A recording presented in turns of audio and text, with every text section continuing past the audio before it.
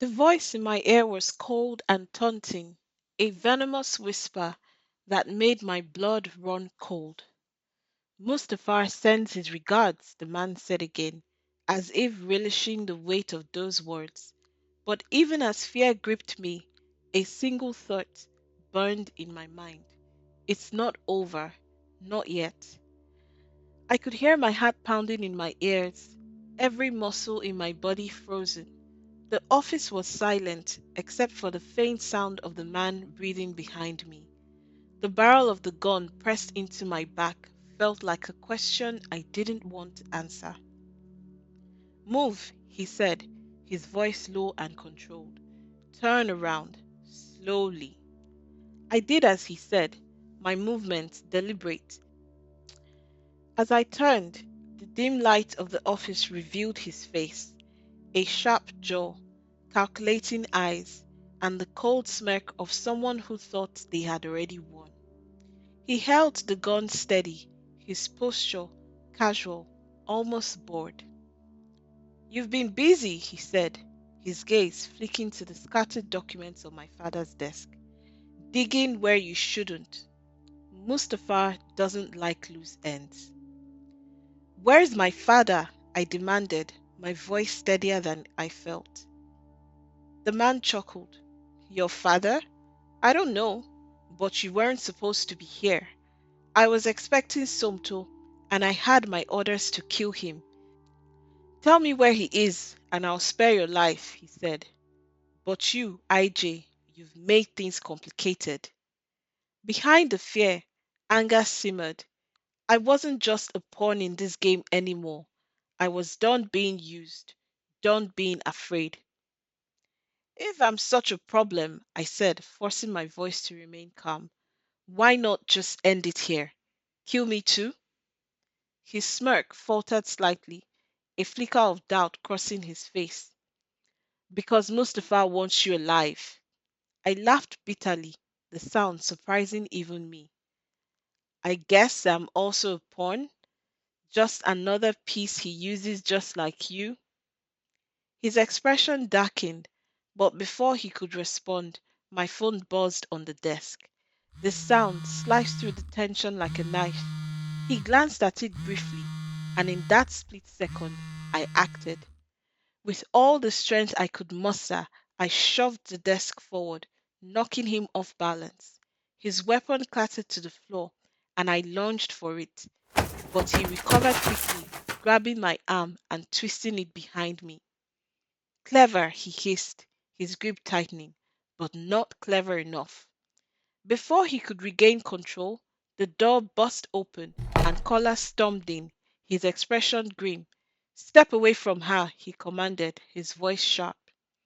The man froze, his grip loosening just enough for me to break free. I stumbled back, clutching my arm as Collar advanced, his hand on his holstered weapon. This isn't your fight, detective, the man sneered. You're out of your depth. Collar didn't falter. Maybe, but I'm not the one who's running out of time. Mustapha's empire is already crumbling, and you're just another pawn trying to hold it together. The man hesitated, the weight of Collar's words sinking in. For a moment, I thought he might surrender, but then his expression hardened, and he lunged for the door. I tried to chase after him. Let him go, Collar said. He's not the real problem. Collar and I regrouped, the tension still thick in the air. I believe Mustapha has kidnapped my father, I said, my voice shaking. We have to get him back. Collar nodded, his expression grim. We will, but first, we need to cut off Mustapha's power. Without his network, he's nothing. Together, we returned to the hotel where Somto was waiting. He stood as we entered, his eyes scanning my face for any signs of what had happened. Are you okay? He asked, his voice filled with concern. I'm fine, I said, though the terror in my hands betrayed me. But we don't have much time. Mustapha is already moving to cover his tracks. Somto clenched his fists, his jaw tightening. Then we move faster. What's the plan? Kola spread out the documents he had collected, along with the files I had found in my father's office. This is everything we need, he said. Bank records, communications, transaction histories. If we release this, it would destroy his reputation and sever his connections. But it's not enough to leak it, Somto said. Mustapha controls the narrative. He'll spin it, bury it. Not if we control the release, I said, a plan forming in my mind. We go directly to the people. Social media, independent journalists. We make it viral before he can stop it. Kola hesitated. It's risky. Once this goes live, there's no going back. I met his gaze, determination hardening my resolve. Then we make it count. The next few hours were a blur of activity. Somto and I worked side by side, compiling the most damning evidence into a cohesive story. Kola reached out to trusted contacts, ensuring the files would reach the right hands. When everything was ready, I hit send. The files spread like wildfire, uploaded to every major platform with headlines designed to grab attention. The truth about Mustapha, corruption exposed, behind the glamour, the fashion empire's dark secrets. The reaction was immediate. Within minutes, the hashtags were trending. Journalists picked up the story, influencers shared the posts, and the public demand for accountability grew louder with every passing second. As the world reacted, the name Mustapha appeared invisible. It was all a web of companies and alias, used as front with no true identity, it would seem. It was like opening the Pandora's box, like a maze. There was more to uncover. Top investigative journalists were pouring through what we had released to make sense of it. Politicians released statements condemning him, and the companies associated with any company he owned scrambled to sever ties.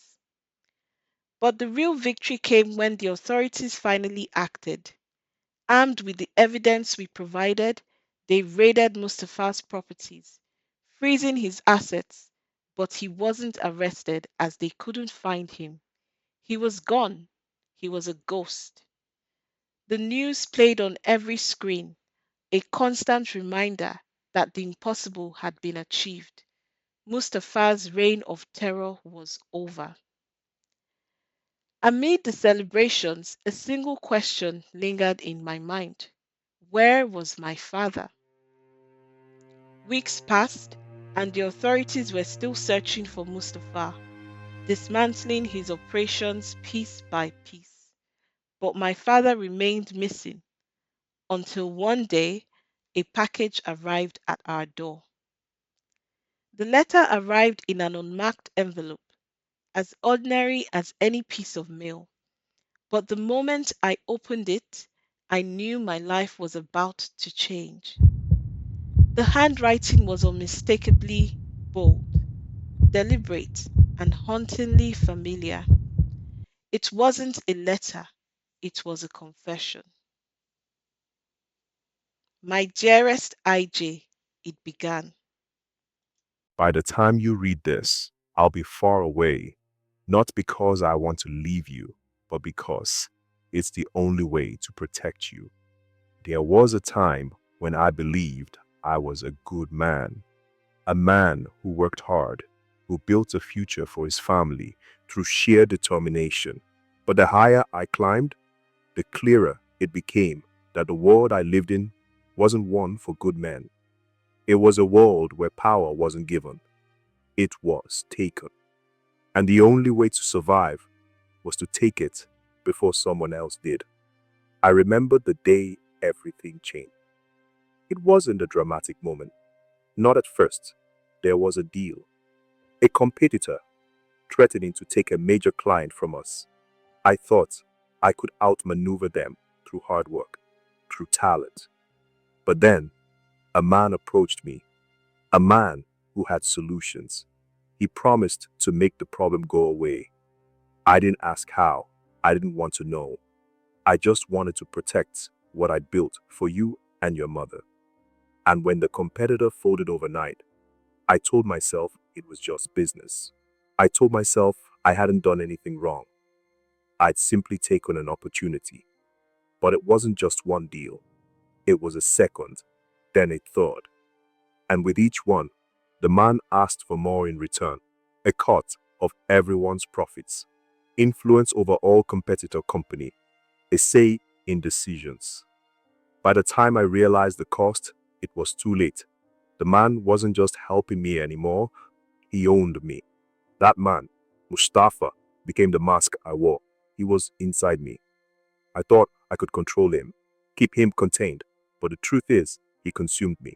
Every deal, every lie, every betrayal, it all fed into their persona until I wasn't just working with Mustapha, I was him. And then there was her, Somto's mother. She was brilliant in a way that scared me. She wasn't just a competitor, she was a threat, not because of her talent, but because she saw through the cracks in my empire. She discovered I was Mustapha and was going to expose me. And when she wouldn't back down, I made a choice I will regret for the rest of my life. I told myself it was to protect you, to protect your mother. But the truth is, I was protecting myself. I didn't want to lose the power, the reputation, the life I'd built. And in doing so, I lost the man I once was. I never wanted this life for you, Ijay.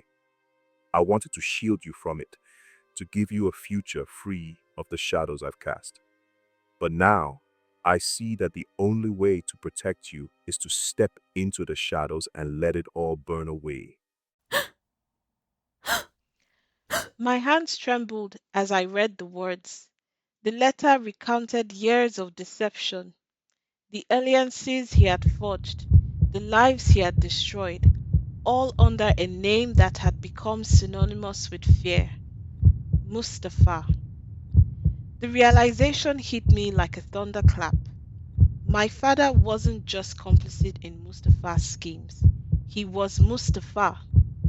Every move he had made, every partnership, every betrayal, had been in service of building and protecting the empire he intended to leave for his family. But somewhere along the way, his ambition had swallowed him whole. The revelation sent me into a whirlwind of emotions: anger, betrayal, grief. The man I had trusted, the man who had raised me, wasn't who I thought he was. He wasn't just my father, he was the architect of the chaos that had upended my life. I shared the truth with Somto, bracing for his reaction. When I handed him the letter, he read it in silence, his face unreadable. So, he said finally, his voice low, your father, he's the reason my mother lost everything. He's Mustapha. Now this makes sense. I should have suspected, he said. The revelation about my father's true identity gave me clarity. I knew the only way to move forward was to dismantle what he had built, but not out of revenge. I wanted to rebuild something better, something honest. Somto and I worked together to ensure that the evidence against my father, Mustapha, was airtight. We leveraged the media attention surrounding his empire's collapse to expose the full extent of his crimes. By the time the authorities tracked his hidden accounts and shell companies, his reputation was irreparably destroyed. But as the legal wheels turned, I found myself torn. The man who had caused so much pain was also the man who had protected me, provided for me, and loved me in his own way. Could I truly condemn him?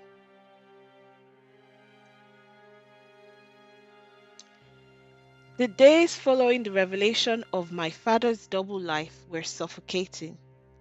The fallout had left my mother hollowed, her once regal presence reduced to a faint shadow of the woman who had presided over countless charity galas and boardroom meetings. She had always been the picture of elegance, polished, composed, untouchable, but now her carefully curated world was crumbling. Friends distanced themselves. Whispers followed her everywhere, and the shame of her husband's crimes clung to her like a second skin. One evening she came to see me. It was the first time I had seen her since the scandal broke. She looked smaller somehow, like the weight of it all had physically diminished her. Ijay, she said softly, her voice barely audible as she stepped into my small apartment. I don't know where to begin. I crossed my arms, unsure whether to feel anger or pity. You can start by explaining how you didn't know, or did you know and just didn't care? She flinched, her composure cracking. I didn't know the extent of it, she admitted, her eyes glistening with unshed tears. But I suspected things. There were moments, whispers, deals that didn't feel right. But I didn't ask. I didn't want to know. I told myself it was better not to, that your father was doing what he had to do for the family. For the family, I said, my voice rising. Do you hear yourself, Mom? People's lives were destroyed. Somto's mother, she lost everything because of him, because of us. Her lip trembled, and for a moment she looked like she might shatter. I was wrong, IJ, she said, her voice breaking. I was a coward. I should have asked questions, should have stopped him, but I was too afraid of losing the life we had built.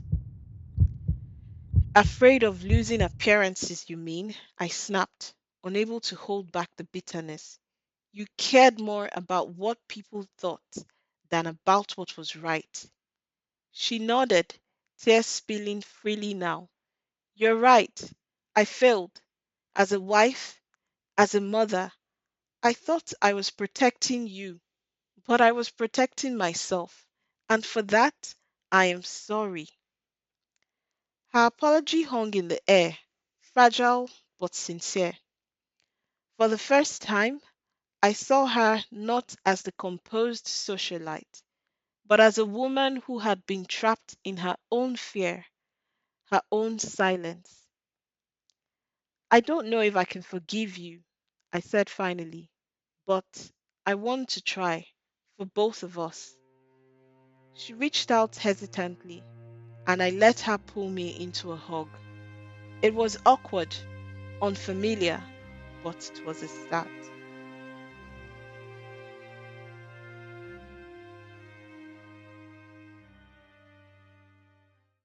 The family business, once a symbol of power and prestige, was in ruins.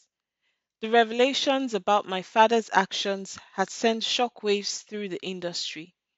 Partners severed ties, clients withdrew, and the brand became synonymous with scandal. It would have been easier to walk away, to leave the wreckage behind and start anew, but something in me refused to let it end that way. Somto and I sat in what remained of the boardroom, surrounded by stacks of papers and old contracts. Are you sure about this? He asked, his voice cautious. I looked at him, the weight of the decision clear in my mind. This company was built on lies, but it doesn't have to stay that way. We can rebuild it. Turn it into something good. Somto's lips twitched into a small smile. Something your father would hate, he said, a hint of humor in his voice. Exactly, I replied, the first flicker of hope stirring in my chest. We began the process of rebranding, dismantling the old structures and focusing on transparency and ethics. We reached out to young, talented designers who had been overlooked by the industry, giving them a platform to shine. Every decision we made was a step towards healing, not just for the company, but for ourselves. Months passed, and though the scars of the past lingered, there was a sense of renewal. My mother slowly emerged from her self imposed isolation, joining me in the effort to rebuild. She didn't ask for forgiveness outright, but in her quiet dedication to the new vision, she showed her remorse. Somto became an integral part of the process, his insight and passion driving the company forward. Together, we created something that honored his mother's legacy, a reminder of what we were working to leave behind. As Somto and I walked through the newly redesigned studio, the sound of laughter and creativity filled the air. Designers worked on sketches, models rehearsed for an upcoming show, and the energy was infectious. Sunlight poured through the large windows, casting golden streaks on the polished floor. It was a stark contrast to the darkness we had clawed our way out of. I think we're finally getting it right, I said, my gaze sweeping across the room. The team was small but dedicated, each person pouring their heart into the work. Somto smiled, his fingers intertwining with mine. You always had the vision, he said softly. It just took a little chaos to get here. I laughed, the sound light and unfamiliar. After so many months of tension, a little chaos? That's the understatement of the century. We strolled past a rack of vibrant garments, the colors bold and unapologetic, a reflection of the new identity we were creating. Somto stopped to adjust the hemline on a mannequin, his movements precise and thoughtful. I watched him, a quiet pride swelling in my chest. This was the man who had fought through his pain, who had faced his past head on and came out stronger. This was the man I had fallen for, despite everything. I rested a hand on my stomach, feeling a gentle flutter. The baby would be here soon, a new chapter in our story. Despite the turbulence of the past, I felt a sense of peace, as if we had finally found solid ground. Ijay, Somto said, drawing my attention. You know, this is just the beginning, right? There's still so much to do. I nodded, a small smile tugging at my lips. I know, but for the first time, it feels like we're building something real, something that matters. Somto's gaze softened, his hand brushing against my cheek. You've always mattered, he said, his voice full of conviction. To me, to this team, to the future we're building. Looking out at the city skyline, I let out a slow breath. The shadows of the past were still there, lingering at the edges, but they no longer defined me. We had faced them, and though the scars remained, they were a testament to our strength. As the final rays of the setting sun dipped below the horizon, the quiet of the evening was broken by a sudden cry, soft but insistent. I turned to see one of the team rushing toward us, a wide smile on her face. Somto, IJ, she said breathlessly. It's time.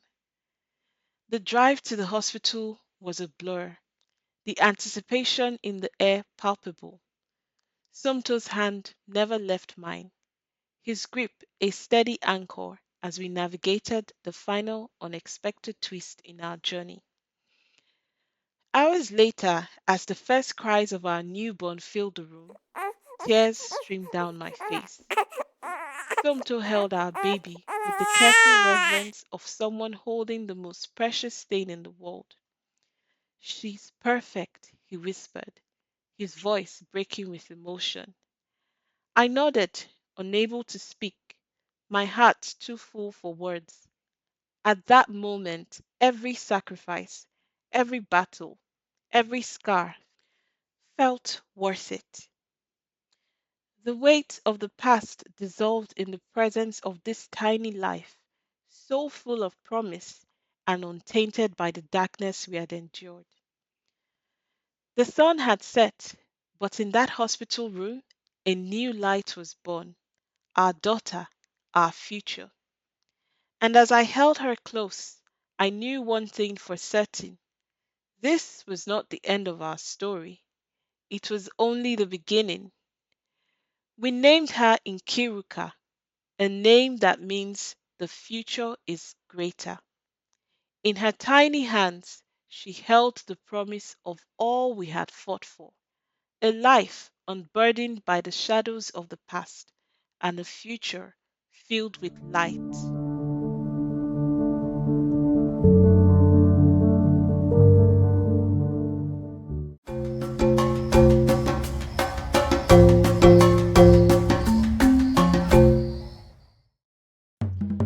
And there you have it, another timeless tale from African Stories Undiluted.